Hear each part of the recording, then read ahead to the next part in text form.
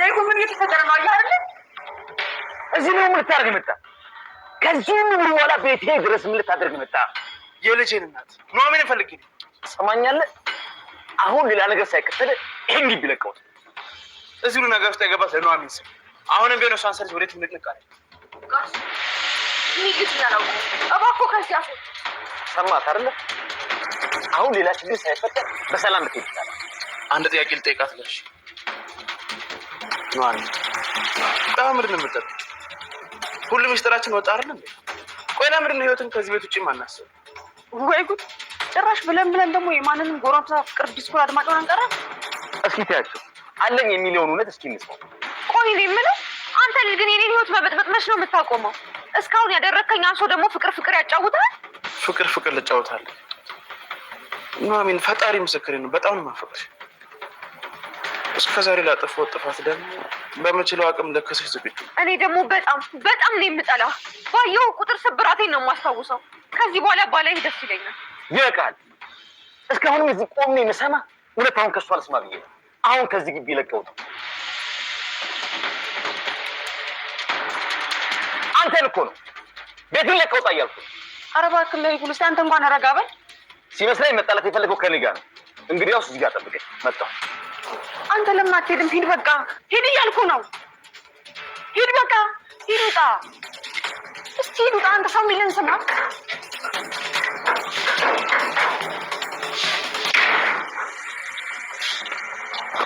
ይሄ ስርዓት ቢስ ቆማ ጠብቀኝ።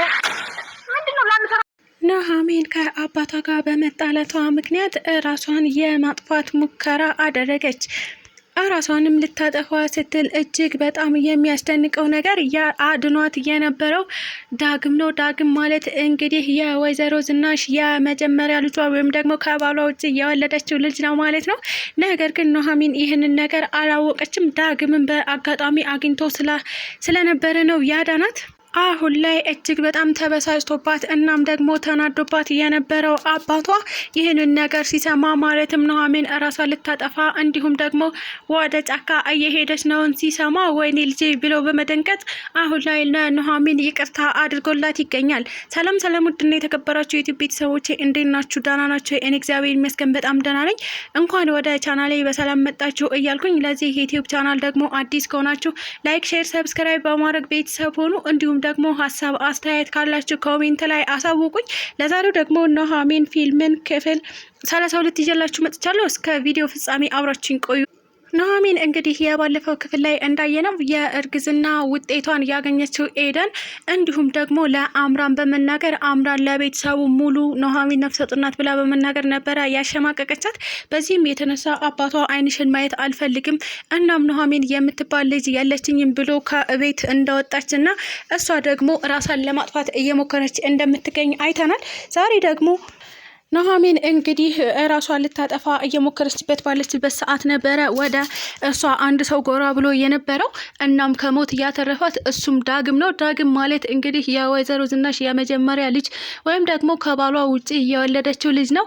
ወደ እናቱ እየመጣ በነበረበት ሰዓት ነበረ መንገድ ላይ ከእናቱ ጋር ስልክ እያወራ እናም እየተጨቃጨቀ የሚገኘው። እሱም ምንድነው ዳግም ወደ ህይወቴ አትምጣ እባክህ፣ እዛ ሆነ የምትፈልገውን ነገር ላደርግልህ፣ ስለዚህ ወደ እኔ አትምጣብኝ እያለች እናቱ እየተጨቃጨቀችው ነበር። ቀና ብሎ ሲያይ ኑሐሚንን ያያት። ኑሐሚንም የተለያዩ መድኃኒቶችን እየፈለቀቀች ትገኝ ነበረ። ማለትም ሁሉንም አንድ ጊዜ በማዋጥ እናም ራሷን ለማጥፋት በማሰብ ማለት ነው። ይህንንም ያየው ዳግም አላስቻለውም። እናም ራሷን ከማጥፋት አድኗታል። እናም ዳግም እባላለሁ ብሎ ተዋውቋታል። እሷ ደግሞ ምንም ነገር አላሰበችም። ማለትም የወይዘሮ ዝናሽ ልጅ መሆኑ ሀሳቡም አልመጣላትም። ነገር ግን ከዚህ በፊት ስሙን ነግራት ነበረ፣ እሷ ግን አላሰበችውም። እናም ለምን አንተ ማን ስለሆንክ ነው እኔን ከሞት የምታድነኝ እና እስከ ሞት የምታተርፈኝ ብላ ብትጠይቀውም ነገር ግን ዳግም አንዲት ልጅ ራሷን ስታጠፋ ማየት አልችልም እና ደግሞ ይህ በህግ ያስቀጣል። ዳንቺ ባታስቢ ቢያንስ ሆድሽ ውስጥ ላለው ልጅ አታስቢም ወይ በማለት ነበረ ኑሐሚንን ለማረጋጋት የሞከረው። ነገር ግን እሷም አንተ ያልገባው ነገር አለ፣ እኔ የማደርገው ነገር አንተ በፍጹም አይመለከትህምም አይገባህምም ስትል ነበረ እንግዲህ የተነጫነጨችበት።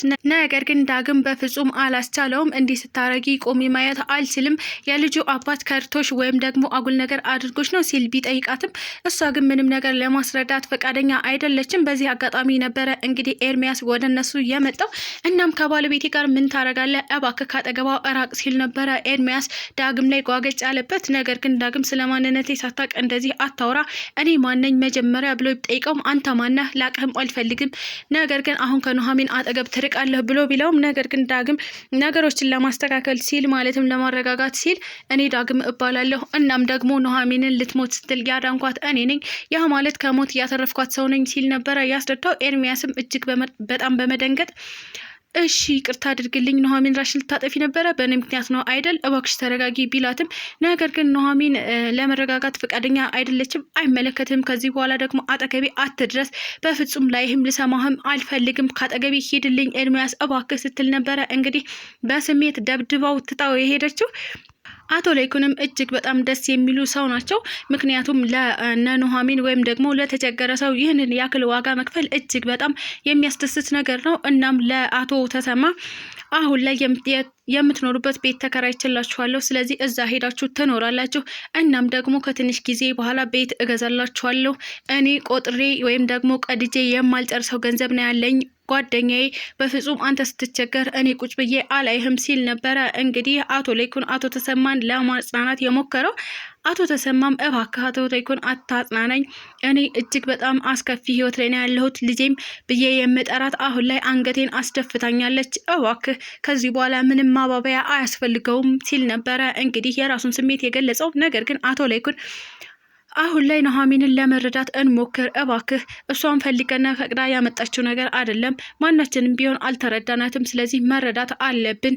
እናም አሁን ከዚህ በኋላ ጽድት ያለ ህይወት ይኖራችኋል፣ እባክህ ለአንተ ለጓደኛዬ ሳልሆን አልቀርም ሲል ነበረ እንግዲህ በሙሉ ልብ እየነገረው። ይህንን እየሰማችው ኤደንም ወደ ወይዘሮ ዝናሽ በመሄድ ነበረ ለማቃጠር የሞከረችው።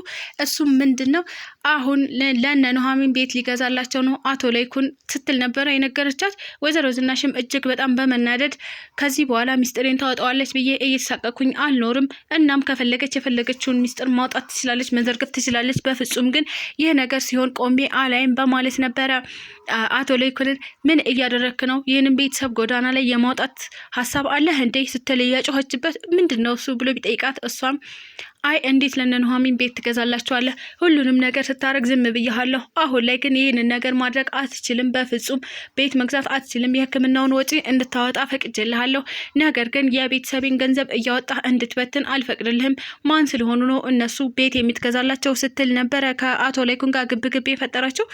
አቶ ለይኩንም አንቺን አይመለከትሽም፣ ከበቂ በላይ ገንዘብ አለን፣ ስለዚህ በትርፉ ብገዛላቸው ምን ችግር አለው ሲል ነበረ ያስረዳት።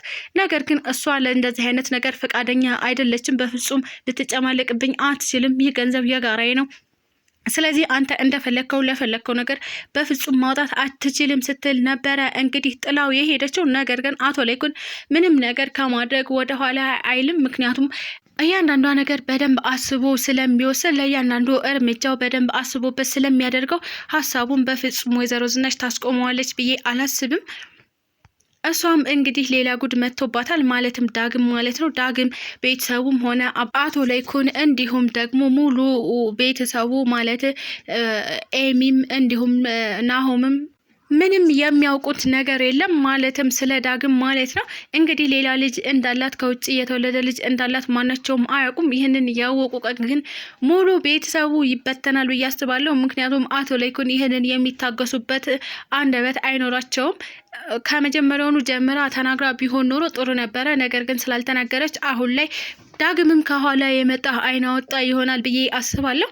እናም አሁን ላይ እጅግ በጣም ትርምስምሱ ይወጣ ይመስለኛል። ምክንያቱም ከኋላ የሚመጣው ችግር እጅግ በጣም አሳሳቢ ነው። ከቤተሰቡ ውጭ የተወለደ ልጅ አሁን ቤተሰቡን ሊደበላልቅ እየሞከረ ይገኛል። እሱም በልህ ነው የመጣው። ለቤተሰቦችሽ ንገሪያቸው፣ አሁን ልጅ እንዳለሽ ንገሪያቸው፣ ሁሉንም ነገር አሳውቂ እኔ ከመምጣቴ በፊት፣ ካልሆነ ግን እኔ መጥቼ ድብልቅልቁን አወጣዋለሁ እያለ እየዛተባት ይገኛል። እንግዲህ ዳግም ወደ እነሱ ቤት ሲመጣ የጎረቤታችን ልጅ ነው ወይም ደግሞ የጓደኛዬ ልጅ ነው ብላ ታስተዋውቀ ይሆን ወይስ ደግሞ የእኔ ልጅ ነው ከዚህ በፊት የነበረኝ ህይወት ነበረ፣ እናም ይህ የመጀመሪያ ልጅ ነው ብላ ታስረዳቸው ይሆን? እሱም በቀጣይ ቪዲዮ የምናየው ይሆናል። ስለተከታተላችሁኝ እጅግ አድርጌ አመሰግናለሁ። ለቻናሌ ደግሞ አዲስ ከሆናችሁ ላይክ፣ ሼር፣ ሰብስክራይብ በማድረግ ቤተሰብ ሁኑ። እንዲሁም ሀሳብ አስተያየት ካላችሁ ኮሜንት ላይ አሳውቁኝ። ኢትዮጵያ ለዘላለም ትኖር እያልኩ ሰናበታችኋለሁ። ባይ